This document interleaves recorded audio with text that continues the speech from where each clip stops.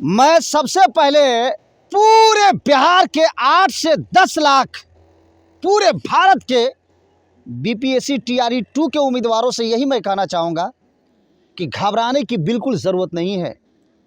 वो मर्द नहीं जो डर जाए हालात के खूनी मंजर से।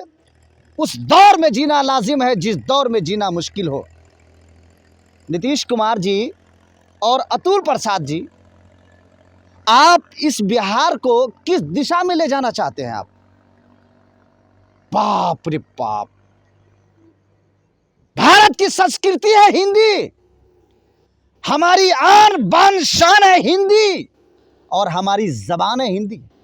हम एक हिंदुस्तानी होने के नाते आपने जो अर्हता यानी क्वालिफाइंग पेपर को हटा करके जो 8 से 10 लाख पूरे भारत के बीपीएससी उम्मीदवारों के साथ में जो आपने खेल खेला है, वो कभी भी बीपीएससी उम्मीदवार आपको माफ नहीं करेंगे। और ये कान खोल करके समझ लीजिए, आपसे लड़ाई आमना और सामना की है। सरकार के उठने और गिरने पे हमारा मुद्दा कोई कमजोर होने वाला नहीं है। और आप लोगों की तरह दलाल मीडिया गिर गई है तो उठ गई है, तो सो गई है तो बैठ गई। क्या हो गया भाई? सरकार गिर गई है तो क्या अब इंसाफ भी गिर गया है क्या? अब न्याय नहीं मिलेगा क्या? न्याय का दरवाज़ा और इंसाफ का दरवाज़ा न कल बंद हुआ था, न आज बंद हुआ है और न कल बंद होगा। ये कान खोल कर सुनिए, आप दलाली मत कीजिए। आप लोग, सरकार गिर गई है, क्या हो गया? सरकार गिर गई है तो पूरे भारत के जितने भी 8 से 10 लाख बीपीएससी टीआरई 2 उम्मीदवार ने कहीं नहीं, इस सरकार से उम्मीद नहीं थी।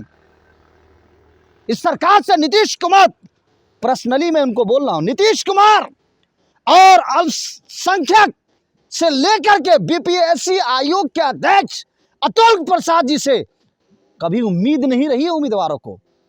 पल पल, घंटे घंटे इनका ट्वीट, घंटे घंटे इनका नोटिफिकेशन, ये वो फलां ठिकाने, इस पर कोई उम्मीद नहीं रही है। हमेशा अगर इंसाफ की उम्मीद पूरे भारत के बीपीएससी उम्मीदवारों ने लगाया है ना, तो वो हाई कोर्ट से लगाया है, बीपीएससी अध्यक्ष और बीपीएससी आयोग से नहीं लगाया। और आप बोलते सरकार गिर गई, तो क्या हो गया भाई? 100 का 100% 8 से 10 लाख बीपीएससी उम्मीदवारों को हाई कोर्ट से इंसाफ मिलेगा। इन नेताओं से इंसाफ मिलने वाला नहीं है। नीतीश कुमार ने बिहार के शिक्षा को, बिहार को और यहाँ की जनता को, यहाँ के एजुकेशन को डुबाने का काम किया है। बताइए, डीएलएड और बीएड के लिए बिहार के कॉलेज में 1.5 लाख 2 लाख रुपया दें हम, और बहाली के लिए आएगा सिक्किम से, उत्तराखंड से, उत्तर प्रदेश से, गुजरात से, मिजोरम से, लद्दाख से। अब बताइए ये क्या तरीका भाई? बिहार में पढ़ाने आएगा 1 to 5 क ख ग घ पढ़ाने आएगा। बताइए, यहाँ का भाषा नहीं जानता। कभी आपने सुना है कि एग्जाम हो गया हो और एग्जाम होने के बाद में मनमाना तरीके से तब पेपर को हटाया गया हो, पेपर का कैंसिल किया गया हो एग्जाम के बाद में, वो भी क्वालिफाइंग पेपर। क्वालिफाइंग पेपर में 50 से 60% लोग फेल हो रहे थे।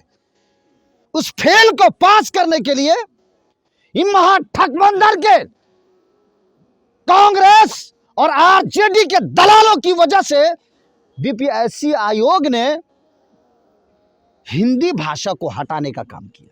सर, अब बीपीएससी का क्या होगा? बीपीएससी का क्या होगा? अजब सवाल। बीपीएससी का क्या होगा? बीपीएससी का क्या होगा?